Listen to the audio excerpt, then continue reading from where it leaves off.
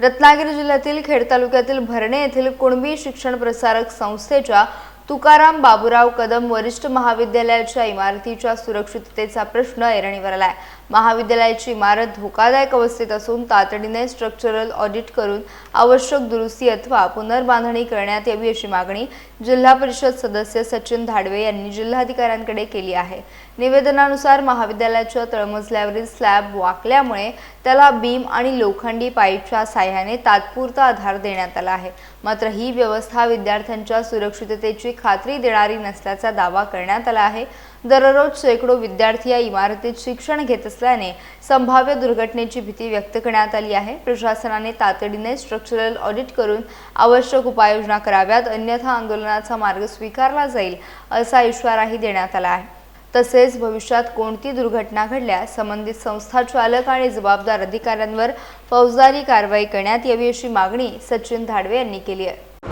कुणबी शिक्षण प्रसारक संस्थेविषयी आपण तक्रार दिलेली आहे इमारतीच्या संदर्भामध्ये, काय तक्रार निश्चित केली आहे, काय विषय? कुणबी शिक्षण प्रसारक संस्थेचा तुकाराम बाबूराव कदम महाविद्यालय बघणे येथे आहे।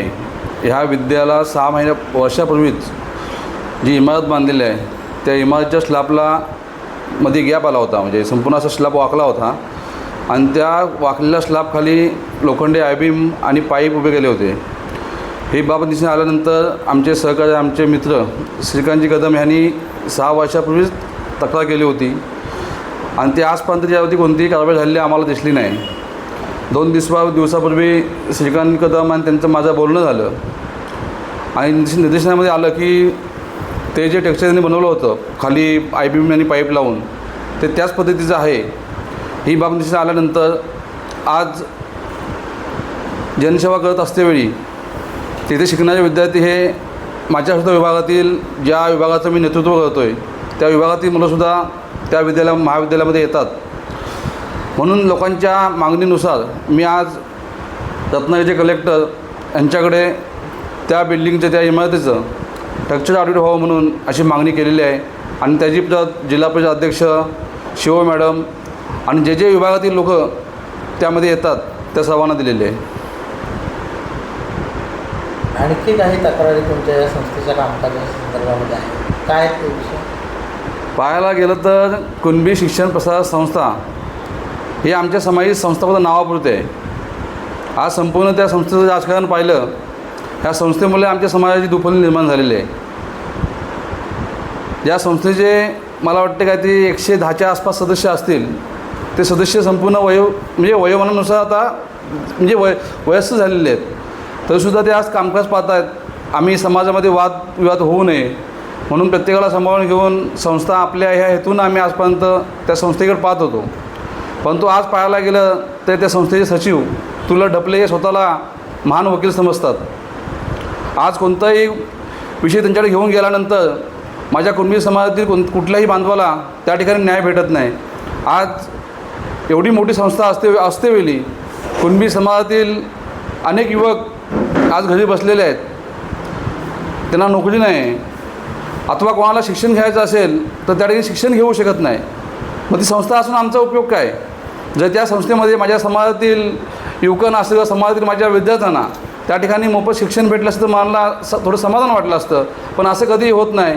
आम्ही एखादा मुलगा त्या ठिकाणी गरीब असेल त्याला घेऊन गेलो तर त्याची फीसुद्धा आम्हाला भरावी लागते। अशा अनेक मुलांची या कधी 11वी 12वीची जी फी असते ती स्वतः मी भरलेली आहेत। असे अनेक उदाहरणं आहेत। त्या ठिकाणी काही मुख्यत्वे होऊन गेले, तुम्ही त्यांच्याकडे जाऊन जरी विचारलं तरी तुम्हाला ते सांगतील की त्या मुलांची फी स्वतः मी भरलेली आहे, ज्यांची परिस्थिती नाही ती, पण ती संस्थेने कधी माफ केलं नाही। मग जर संस्था जर माझ्या कुणबी समाजातील बांधवांना त्यामध्ये विद्यार्थ्यांना कुठं न्याय भेटत नसेल तर संस्थेचा आमच्यासाठी उपयोग काय? आज संस्था आपल्या शासनाची खूप अशी फसवणूक करत आहे। आज संपूर्ण माहिती मी घेतो, मी आजपर्यंत ती संस्था माझी आहे अशा पद्धतीने वागत होतो, परंतु आज गेल्या महिनाभरात त्या संस्थेचा मला अतिशय वाईट अनुभव आला। मला वाटतं 2 महिन्यापूर्वी आमचे कुणबी समुद्री संघ मुंबई यांनी तुबा कदम साहेब माजी आमदार यांच्या जयंतीनिमित्त ते कार्यक्रम ठेवला होता आणि त्या कार्यक्रमाला मी गेल्यानंतर त्या ठिकाणी मी एक मागणी केली की संस्था तुबा कदम साहेबांनी उभारलेली आहे म्हणून या संस्थेमध्ये तुबा कदमांचं स्मारक आपण उभं करूया अशी मागणी केल्यानंतर तेव्हापासून तुला ढपलेचा माझ्यावरती राग आहे। म्हणजे बोलण्याच्या म्हणजे कुठल्याही जरी मिटिंगला आम्ही बसलो तरीसुद्धा त्या मिटिंगला असं म्हणजे तुबागतमध्ये नाव कुठं काढायचं नाही. आज तुला ढपले म्हणजे हे संस्थेचे मालक समजतात, ही संस्था माझीच आहे. आज बाहेरला गेलं बघा, आता जे सामान्य आपला कुणबी बांधव आहे तो त्या ठिकाणी सदस्य अथवा सभासद होऊ शकला नाही, परंतु ह्यांची मुलं त्या ठिकाणी सभासद झालेले आहेत संस्थेमध्ये. मग आज जर ही संस्था कुणबी समाजाची आहे तर समाजामध्ये 65% समाज या खेड तालुक्यामध्ये कुणबी समाज आहेत आणि संस्थेचे सदस्य किती आहेत? 110च्या आसपास आहेत. जास्त आता त्यांनी वाढवले असतील, 150 झाले असतील. मग कमीत कमी हजाराच्या संख्येने त्यांनी सदस्य पाहिजे होते ना, तेवढे सदस्य नाही आहेत. म्हणजे कुठंतरी ह्यांना संस्था स्वतःच्या मालकीची बनवायची आहे असा हेतू त्यांचा चालू आहे. ह्या संस्थेचं 55 एकरमध्ये माझ्या सुकिली गावामध्येच कृषी विद्यालय आहे.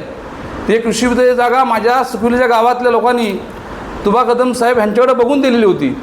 आज त्या ठिकाणी आमच्या गावामध्ये चांगलं कॉलेज व्हावं, आमच्या गावातल्या मुलांना त्या ठिकाणी शिक्षण घेता यावं म्हणून आमच्या तिथल्या ग्रामस्थांनी तिथं कुठचं जातीचं राजकारण लोकांनी पाहिलं नाही. तिथे संपूर्ण जागा ह्या आमच्या जास्त करून मराठा समाजाची होती. पण मराठा समाजाच्या लोकांनी सुद्धा कदम साहेबांकडे पाहून ती संस्थेला जागा दिली.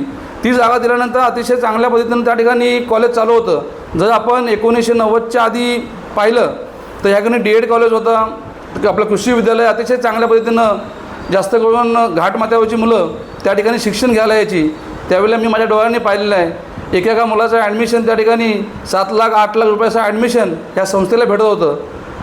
आज आमची जुनी संस्था आहे, आमच्या पाटून ज्या संस्था खेड तालुक्यामध्ये निर्माण झाल्या त्या संस्थाच कुठे गेल्यात आणि आमची संस्था कुठे आहे? जर त्याच ठिकाणी 1990च्या अगोदर ज्या पद्धतीनं ह्या ठिकाणी आपल्याला डोनेशन भेटत होतं, DEDचं असेल अथवा कृषी विद्यालयाचं असेल, तेच डोनेशन आज जर जपून ठेवलं असतं त्यावेळी जे संस्था चालक ते संस्था चालू होते ते हेच आहेत. ते अजून कुठे गेलेले नाही आहेत, त्यांच्याच नावं गेलेले आहे संस्थेची. जर त्यांनी तो निधी अतिशय चांगल्या पद्धतीने राखून ठेवला असता तर आज या संस्थेचं कुणी हात धरलं नसतं. आज आमच्या पाठवून संस्था झाल्या आहेत, 10 वर्ष संस्था झाली नसतील, 10-15 वर्ष ज्या संस्था निर्माण झाल्या आहेत त्या संस्था आज महाराष्ट्रामध्ये असत आहेत.